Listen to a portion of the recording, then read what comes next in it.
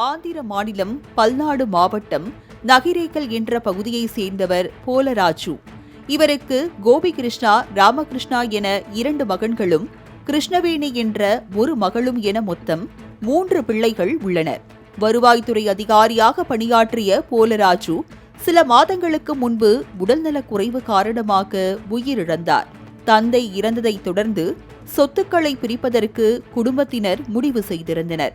மேலும் போலராஜு பார்த்து வந்த அரசு வேலை கருணை அடிப்படையில் அவரது வாரிசுகள் யாராவது ஒருவருக்கு கிடைக்கலாம் என எதிர்பார்க்கப்பட்டது.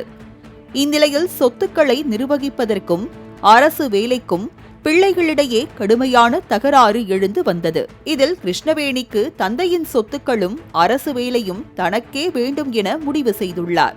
இதற்காக உடன் பிறந்த சகோதரர்களையே கொலை செய்வதற்கு திட்டமிட்டார். அதன்படி டிசம்பர் 16ஆம் தேதியன்று வீட்டில் தூங்கிக் கொண்டிருந்த சகோதரர்கள் அருகே சென்றவர் தாவணியால் கழுத்தை நெரித்து கொலை செய்தார். பின்னர் அவர்களது சடலங்களை காரில் ஏற்றி சென்றவர் மூத்த சகோதரரின் சடலத்தை குண்டூர் கால்வாயிலும் இளைய சகோதரனின் சடலத்தை கோரெண்ட்லா மேஜர் கால்வாயிலும் வீசினார். பின்னர் வீடு திரும்பிய கிருஷ்ணவேணி எதுவும் நடக்காதது போல சகோதரர்கள் மாயமானதாக நாடகமாடினார். சம்பவம் குறித்து போலீசார் துரித விசாரணை நடத்தி கொலையாளி கிருஷ்ணவேணியை கைது செய்தனர்.